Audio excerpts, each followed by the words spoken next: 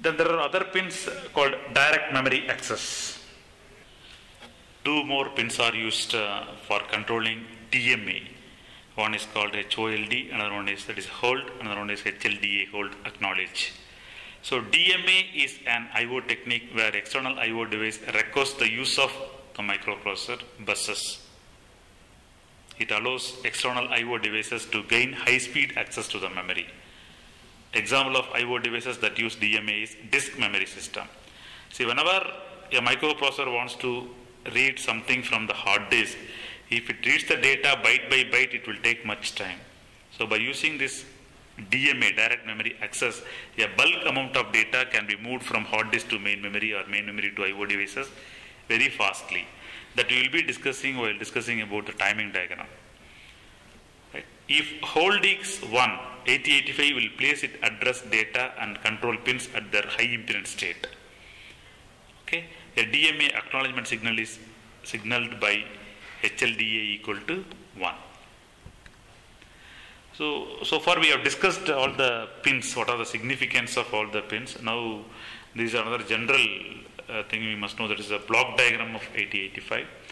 Here you can see almost we have discussed all the points. You can see that there are three major portions. One is ALU. For the ALU, the input is given from accumulator and temporary register, and the output again goes to the accumulator, and you have 8 flag flip-flops are there. That is one section. The other major section is the registers. You have 3 register pairs: BC, DE, HL, stack pointer, program counter, incrementer bar, decrementer, address latch. That is another unit. And you have address bus buffer. Address buffer is unidirectional buffer. Data buffer must be a bidirectional buffer. And you have timing and control signals, what we have discussed, starting from power supply, ground, X1, X2, clock out, read bar, write bar, IO bar, M bar, then ALE, S0, S1, reset in, reset out, hold acknowledge, which constitutes the timing and control signals. And above that 8-bit internal data bus, you have the interrupt structure that also we have discussed. And the another small component is serial IO control, that is SID and SOD. So this is what shows the block diagram of 8085. And some of the left out points, the registers, is a hold, is a temporary data, and we have in the block diagram there is one instruction register. It holds the instruction until it is decoded. Okay.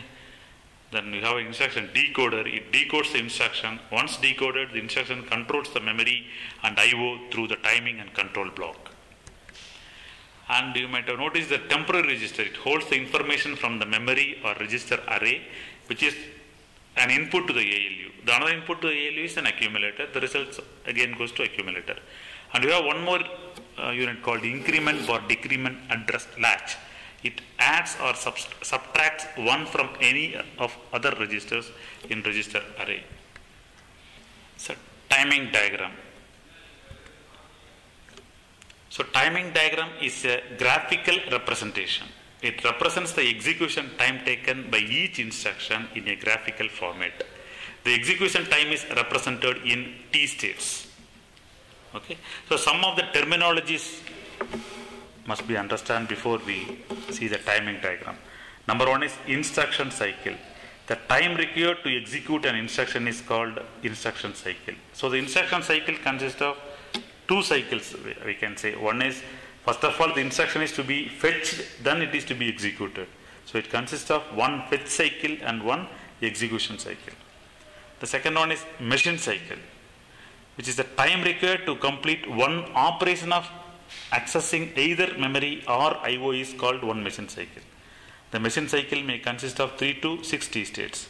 Suppose if we take an instruction MEIA, 00, for MEIA the opcode is 32, the data is 00.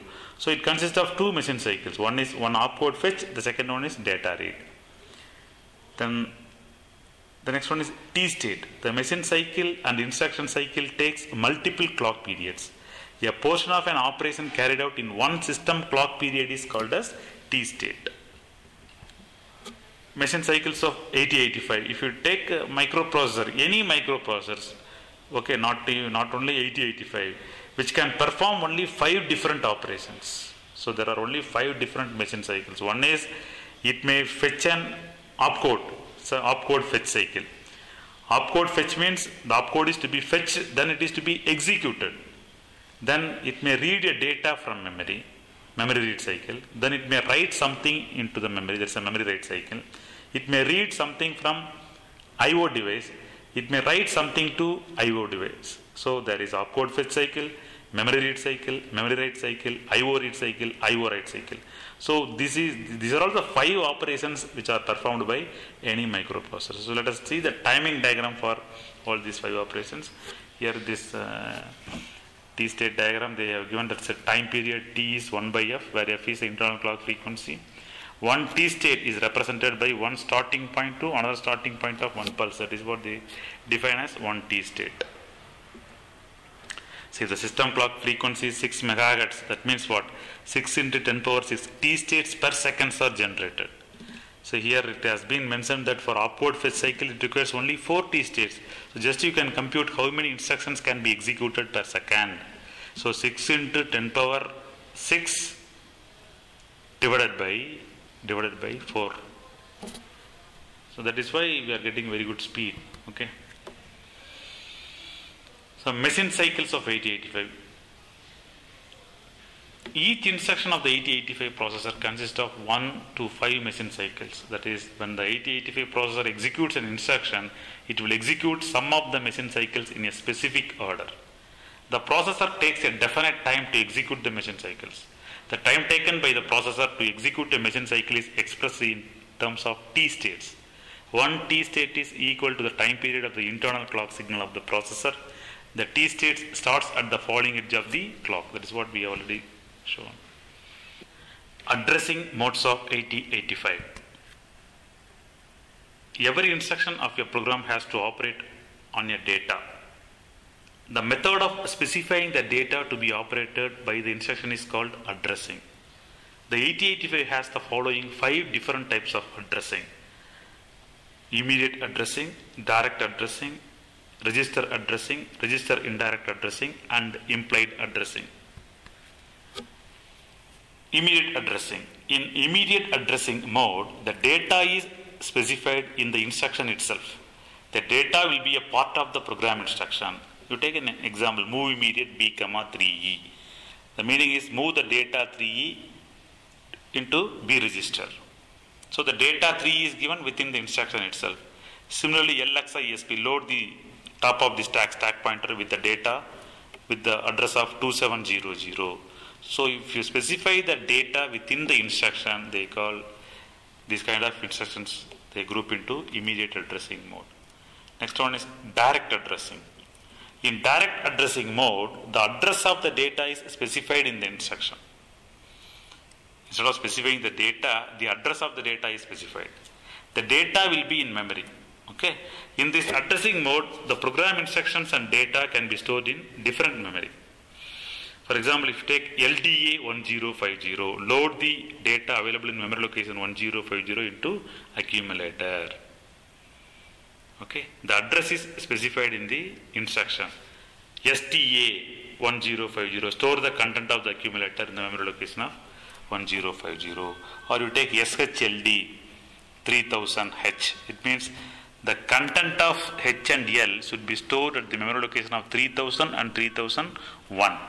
So if the address is specified within the instruction, they call these kind of instructions, they group into direct addressing mode.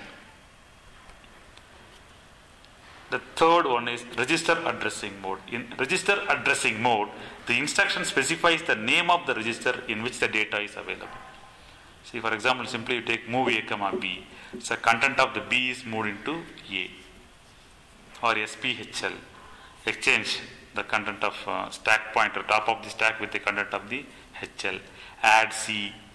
So the content of C is added with the accumulator. So the instruction specifies the name of the register in which the data is available. So those kind of instructions, they group under the mode of register addressing mode. Then register indirect addressing. Generally in indirect addressing, the address of the address rather than the address itself is the part of the instruction. In register indirect addressing mode, the instruction specifies the name of the register in which the address of the data is available. Here the data will be in memory and the address will be in the register pair. The very good example is, you see, move a comma m. It means what?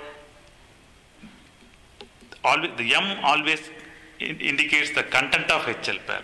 Okay, the m is pointed by, the m is referred by the content of HL pair. So the memory data addressed by HL pair is moved into accumulator. The another example is LDAXB. Okay, then the implied addressing. Here, in implied addressing mode, the instruction itself specifies the data to be operated. So you need not specify the operand. Just if you execute an opcode, CMA, the opcode for CMA is complement. It will obviously it will complement the content of the accumulator. Similarly, RAL, rotate accumulator left. So it is implied. The operand is implied. So this is what they call it as implied addressing. Then the instruction set of 8080, how can you classify the instruction set? So there are different ways of classifying instructions. So instructions can be categorized in various ways. So according to Cushman, he suggested the following division into 4 major categories. One is called data manipulation instructions, data transfer instructions, program manipulation instructions, and status management instructions. But in some books, if you look into that, so based on the number of bytes, they can classify the instructions, single byte instruction, 2 byte instruction, 3 byte instructions, like that also. That is also right. Right? So here if you take the data manipulation instructions, it will transform the data in some way. Such instructions generally use the computer's arithmetic logic unit. Among the common subcategories are arithmetic instructions, logical instructions, shift instructions, comparison instructions, and special purpose instructions. So these instructions will be coming under the category of data manipulation instructions. For example, you take add m, it will add the content of accumulator with the content of the register pair pointed by HL, and the result again goes to accumulator. Here you can see whenever you read the instruction set, you must know how many bytes is a single byte instruction, how many machine cycles it has, how many T states it has. Okay, these things are to be known, and we must know the status, how the flags are affected, whether for some instructions all the flags are affected, for some other instructions it will reflect only some of the flags. So if you know these details in and out, then the programming will be very easy. The another instruction is compare m. So the content of accumulator is compared with the content which is stored in the pointer, which is stored and is pointed by the HL pair, and based on the value, if A is less than R, the carry is set. Actually, the content of HL is subtracted from accumulator, but it won't alter the source or any source. It will just check, and based on the value, whether the accumulator is less than the value pointed by HL pair or it is greater than the value pointed by the HL pair, the flags are affected. That's all. Okay.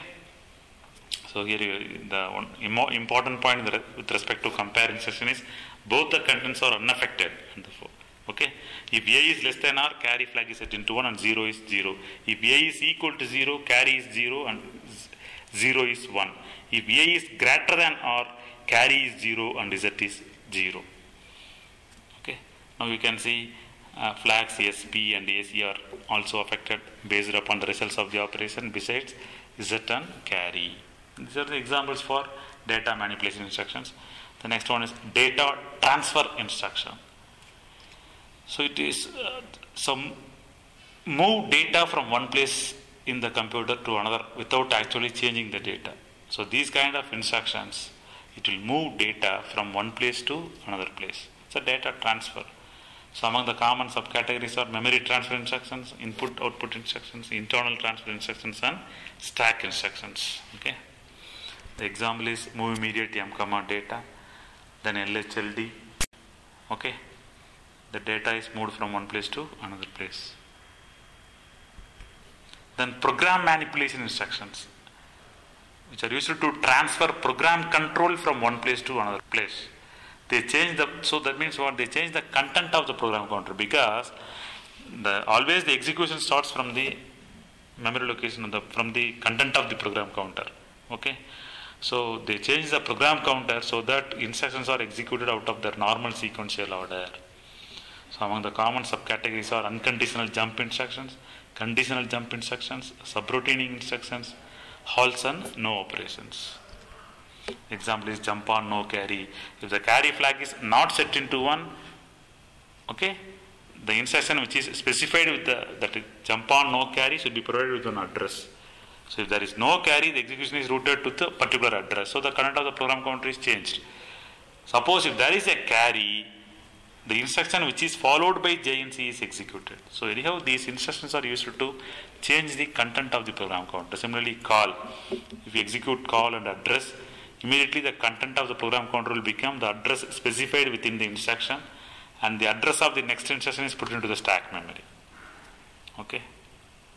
So which requires 5 machine cycles, because see, for call, one opcode fetch, then the address of the next instruction should be put into the stack memory, 2 memory write, and this address is to be read. That is the content of the program counter is to be changed with the address which is specified within the instruction. So there is 2 memory read. So it requires 5 machine cycles. Then the last category is status management instructions. It is used to change the status conditions, or it is used to change the status conditions of the computer, or it is used to learn the status of the microprocessor or the computer, what it is currently doing, right, without affecting the data or the order in which instructions are executed. These instructions thus perform management functions rather than data processing functions. They form a minor part of most of the programs, and the typical example is already we have discussed about RIM, so which is used to read the interrupt status, and SIM is used to set the interrupts. So these 2 instructions you can say it's an example for status management instructions.